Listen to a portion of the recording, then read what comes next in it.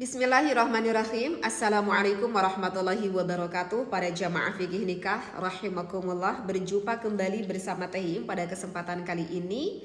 Semoga di channel YouTube Fikih Nikah ini wabil khusus bagi pasangan suami istri bisa mendapatkan faidahnya. Wahai para pasangan suami istri, apakah kalian pernah mendengar akan ungkapan seperti ini? Kalau laki-laki itu godaan terberatnya ada di matanya, sedangkan kalau wanita itu berada di telinganya. Yap, gitu ya. Apa maksudnya ini Teteh ya? Bisa diartikan kurang lebih seperti ini. Jadi kita sebagai seorang suami misalkan, itu besarnya itu godaannya tuh di matanya. Jadi kalau misalkan seorang suami atau seorang laki-laki melihat lawan jenis, bisa kita katakan perempuan gitu ya, itu kalau melihat seorang sosok wanita yang parasnya cukup rupawan gitu ya, atau bisa kita artikan dengan cantik misalkan, itu akan mudah sekali tergoda mata laki-laki tersebut. Meskipun padahal istrinya di rumah itu tak kalah cantik, bahkan bisa dikatakan istrinya itu lebih cantik daripada wanita yang dilihatnya. Begitulah fitnah kodratiahnya lelaki itu di sana gitu. Nah sebaliknya kalau untuk perempuan, godaan yang paling terberatnya itu berada di telinganya. Sehingga kalau misalkan perempuan atau sosok seorang istri ya, apalagi lawan jenisnya misalkan laki-laki yang lain yang sering memuji-muji, yang sering menyanjung-nyanjung, atau misalkan memberikan janjian-janjian ataupun rayuan-rayuan gitu. Padahal semua yang diungkapkan oleh laki-laki yang lain itu padahal itu sebetulnya hanya ungkapan gombalan biasa aja gitu. Tetapi tidak sedikit si sang perempuan itu akhirnya terbawa terhadap suasananya sehingga masuklah ke dalam hatinya. Karena kenapa perempuan itu yang paling berat godaannya di telinga? Karena memang begitulah, perasaan wanita itu lebih peka daripada laki-laki. Nah, untuk menyikapi situasi naluriah yang alami ini sebetulnya kita sebagai pasangan suami istri yang berumah tangga, apalagi kita di dalam berumah tangganya itu yang bertujuan untuk ibadah gitu ya, harusnya justru kekurangan ini yang harus kita jadikan kelebihan. Kok bisa ini Teh? Kekurangan kita jadikan untuk suatu kelebihannya. Jadi begini, barusan kan kita sudah mendengar kalau kelemahannya laki-laki itu berada di matanya. Nah, coba kelemahan di laki-laki di matanya itu jadikan kelebihan bagi seorang istri kita itu di rumah ya. Coba kita itu sebagai istri di rumah bersering-seringlah atau mengusahakan kita sebagai istri kalau di rumah itu berpenampilannya itu lebih menarik ketika berada di depan suaminya. Ya, menarik suami itu seperti bagaimana? Ya kita tanya suami kita. Kalau kita sebagai seorang istri, kamu tuh wahai suami senangnya menarik melihat wanita tuh yang seperti bagaimana gitu. Kan keinginan setiap orang itu gak sama ya, berbeda-beda gitu ya.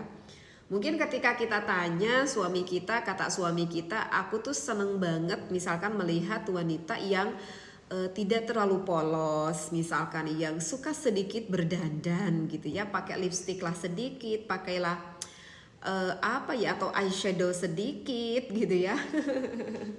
Dan Teteh pribadi pun menanyakan hal ini kepada suami. Ternyata suami Teteh ini senang melihat perempuan yang agak sedikit berdandan gitu. Makanya Teteh tuh senang banget berdandan gitu ya, salah satu alasannya.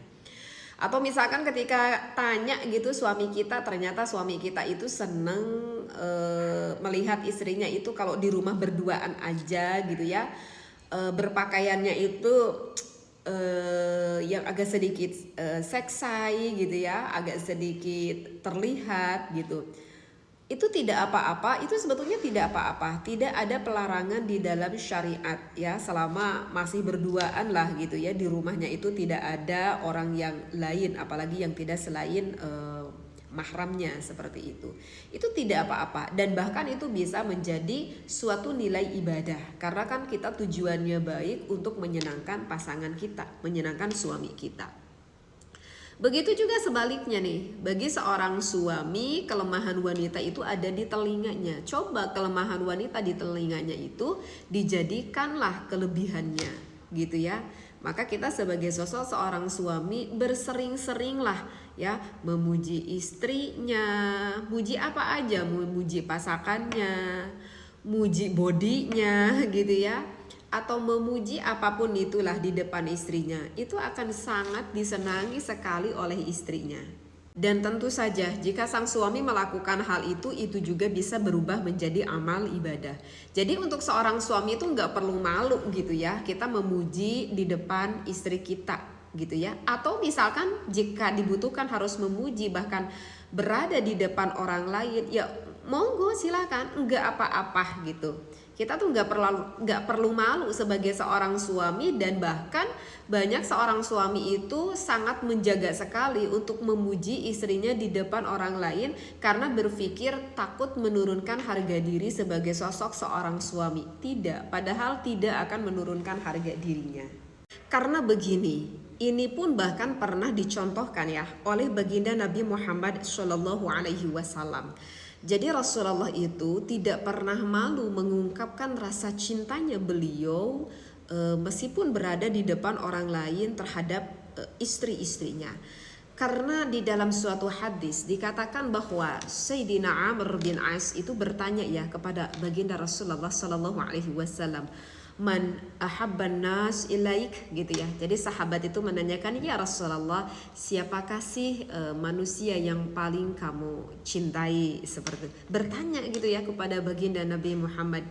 Wa ma turidu, kata Rasulullah, apa nih maksudnya apa nih gitu ya. Dan kemudian sahabat tersebut Amr bin As ini berkata kembali kepada baginda Rasulullah, ya ahabu an a'lama, ya Rasulullah, aku tuh hanya penasaran aja gitu, siapakah sosok yang kamu cintai. Maka Rasulullah pun menjawab Aisyah gitu. Jadi ketika ditanya oleh sahabat, maka Rasulullah nggak malu untuk mengatakan bahwa yang aku cintai itu adalah Aisyah, kata Rasulullah. Dan pada saat itu memang Siti Khadijah radhiyallahu anha itu sudah wafat gitu ya, dan pada saat itu sudah menikahi Siti Aisyah. Bahkan gitu ya, hikmahnya saking seringnya baginda Nabi Muhammad SAW memberikan cintanya kepada Siti Aisyah, bahkan Khalifah Sayyidina Umar ini memberikan 2 kali lipat lebih banyak daripada kepada istri-istri Nabi yang lain gitu ya. Bahkan ini juga ada ya keterangannya itu di dalam kitab Asrarul Jima'. Jadi di dalam kitab itu diceritakan begitu pula ya Siti Aisyah radhiyallahu anha yang menceritakan bahwa kerap gitu ya Rasulullah itu menunjukkan rasa cintanya kepada beliau.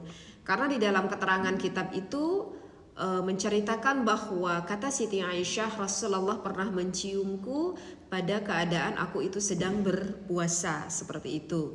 Tetapi tentu saja ya, ciuman di sini ini adalah ciuman yang ungkapan kasih sayang, seperti itu. Berarti kan ini menunjukkan bahwa Siti Aisyah pun itu tidak ragu untuk untuk mengakui di depan orang lain akan tentang cinta dari suaminya, tentang cinta dari baginda Nabi Muhammad SAW. Selama yang kita publikasikannya itu masih berupa yang sifat-sifatnya wajar, tapi ya yang romantismenya yang sederhana, bukan menunjukkan maaf-maaf yang terlihat vulgar atau yang terlihat nakal, yaitu sebetulnya tidak masalah. Bahkan ini bisa menjadikan suatu bumbu keharmonisan di dalam rumah tangga kita, ya kan? Nah, inilah nikmatnya di dalam rumah tangga yang penuh dengan cinta. Ketika kita mempublikasikannya saja, selama itu wajar, bahkan itu bisa menjadi bervalue, lebih bernilai di dalam rumah tangga, bahkan bisa menjadi suatu amal ibadah. Berbanding terbalik kan kalau misalkan pasangan yang haram, Ketika sembunyi-sembunyi aja itu ya sudah dosa gitu ya. Apalagi jika dipublikasikan, sembunyi-sembunyinya aja itu udah dosa gitu.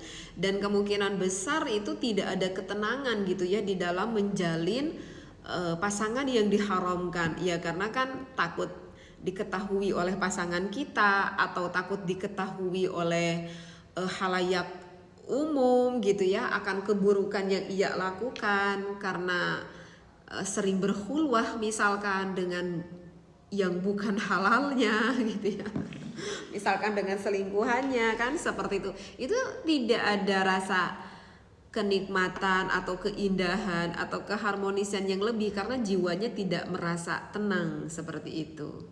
Tetapi coba kalau misalkan kita pasangan halal, suami istri gitu ya, jangankan ketika romantisnya aja, jangankan ketika harmonisnya aja, namanya dalam rumah tangga ya selalu akan mendapati atau pernah lah gitu ya, pernah cekcok lah gitu dalam rumah tangga, itu wajar sekali. Nah ketika pasangan suami istri ketika cekcoknya pun ya itu bahkan bisa mendapatkan pahala. Maksudnya gimana nih teh, ketika cekcok pun ini bisa mendapatkan pahala karena begini ya, ada ungkapan yang disampaikan oleh ulama. Iya, karena ketika pasangan suami istri sedang berkonflik begitu ya, maka pasangan suami istri tersebut kan nanti akan berkomunikasi, akan membicarakan untuk menyelesaikan konflik ini. Dan tentu setelah beres konfliknya, nanti kan akan mendapatkan hikmahnya, akan mendapatkan kemaslahatannya, sehingga akan lebih mengenal satu sama lain sosok pribadi sebagai seorang istri yang lebih dalam dan sosok pribadi seorang suami yang lebih dalam lagi ya.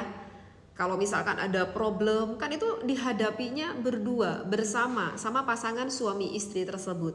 Ada masalah yang di dalam, ada masalah yang di luar. Siapa lagi berkomunikasi kalau bukan pasangan suami istri tersebut? Maka pantaslah ketika ada hal-hal yang tidak kita harapkan pun itu bisa menjadi bernilai ibadah seperti itu. Karena di kata ulama kalau cinta yang diperbolehkan atau cinta yang halal gitu ya, tentunya pasangan suami istri itu adalah sebagian dari hal-hal yang akan mendapatkan pahala. Bahkan kata Syekh Syarih bin Abdillah mengatakan siapa yang lebih besar cintanya maka itu akan lebih besar pahalanya. Nah sekali lagi, siapa yang lebih besar cintanya maka itu akan lebih besar pahalanya. Sedangkan terkadang teteh itu suka mendengar kalau jadi istri itu jangan terlalu cinta katanya sama suaminya, karena kalau nanti suaminya mengkhianati kita nanti rasa perasaan istrinya akan sangat sakit luar biasa. Teteh juga itu pernah mendengarkan kata-kata seperti itu. Tetapi yang diterangkan oleh ulama justru di dalam pasangan suami istri, jika kita yang lebih besar cintanya maka itu akan lebih besar pahalanya. Karena kalau cinta kita semakin besar maka akan semakin banyak yang akan kita berikan kebaikan kepada pasangan kita, seperti itu ya. Ketika kita memberikan kebaikan kepada pasangan kita, bukankah itu menjadi ladang pahala amal ibadah? Ketika sang istri rasa cintanya yang begitu besar kepada sang suaminya, sang istri ini tidak berhenti-henti mendoakan suaminya karena di dalam perasaannya saking cintanya kepada suaminya. Bukankah ketika berdoa menjadikan ladang pahala amal ibadah? Ya kan? Ketika sang istri mempunyai rasa cinta kepada sang suaminya, perhatian kepada sang suaminya, ya, sehingga mencucikan baju suaminya, membuatkan masak untuk suaminya, mengurus apa kebutuhan suaminya, karena ada dasar cinta di dalam hati sang istri. Bukankah yang dilakukan sang istri itu menjadi pahala amal ibadah? Begitu juga jika besar rasa cintanya suami, akan begitu juga pula besar pengorbanan suami yang diberikan kepada istrinya, dan bukankah itu menjadi ladang pahala amal ibadah juga? Nah bahkan di sini teteh di sini teteh sampai sengaja ya membawa referensi kitabnya karena referensinya ini tidak ketalar ini sama teteh ya. Di sini juga melanjutkan ya, dikatakan oleh Syekh Sarih bin Abdillah, apa ini? Jadi ada beberapa faidah nih. Para ulama berkata bahwa cinta itu al-ishku yusfil akla. Kalau cinta itu dapat menjernihkan akal kita.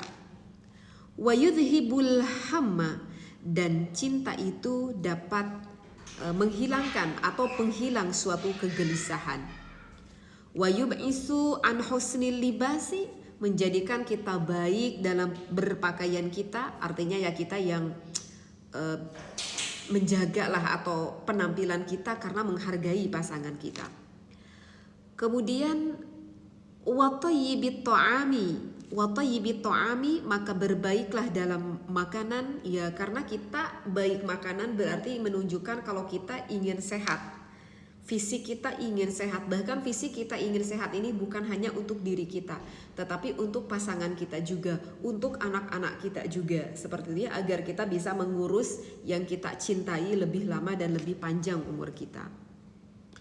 Wa makarimil akhlak, dan juga cinta itu baik dalam berakhlak. Tentunya kalau ada dasar cinta pasangan suami istri, karena kita tidak ingin menyakiti pasangan kita, sehingga kita akan menjaga akhlak kepribadian kita di depan pasangan kita ini. Dan bahkan cinta ini wa yu'alil himmati, cinta ini dapat menaikkan cita-cita. Sehingga pasangan suami istri bercita-cita, Mas esok hari bercita-cita ingin punya rumah, sekarang kita lagi ngontrak, ya kan? Setelah punya rumah, punya bercita-cita lagi yang lain. Mas, nanti kalau misalkan anak kita sudah dewasa, kita pesantrenkan, misalkan gitu ya, kita kuliahkan. Bukankah itu suatu cita-cita? Nah, begitulah dalam rumah tangga. Kemudian apa lagi? Wa yahmilu ala tayyibir raihati wa karamil ushrati, membawa pada penampilan yang wangi dan baik dalam pergaulan, wa hifdzul adabi, dan juga menjaga adab. Dan sebetulnya ini masih banyak juga faidah yang lain gitu ya. Jadi intinya di sini tuh Teteh mau menekankan ya. Bagi kalian sahabat fikih nikah yang saat ini sudah merasa matang gitu tapi masih menjomblo gitu ya, yang belum menemukan pasangnya, ayo dong segera temukan cinta halal kalian ya, dan niatkanlah ibadah agar pencariannya itu dipenuhi oleh berkah dari Allah. Dan bagi kita yang sudah berpasangan, wabil khusus kepada Teteh pribadi yang sudah bersuami atau yang sudah beristri ya, kita tumbuhkan kembali rasa cinta di dalam hati kita terhadap pasangan kita. Maka kalau semakin ditumbuhkan rasa cinta itu, maka kelak kita itu akan mendapatkan bahkan jutaan-jutaan kebaikan, kemaslahatan lain di belakangnya ini. Dengan dasar cinta kepada pasangan yang halal sebagai pasangan suami dan juga istri. Wallahu a'lam, wallahu muwaffiq ila aqwamit thoriq. Wassalamualaikum warahmatullahi wabarakatuh.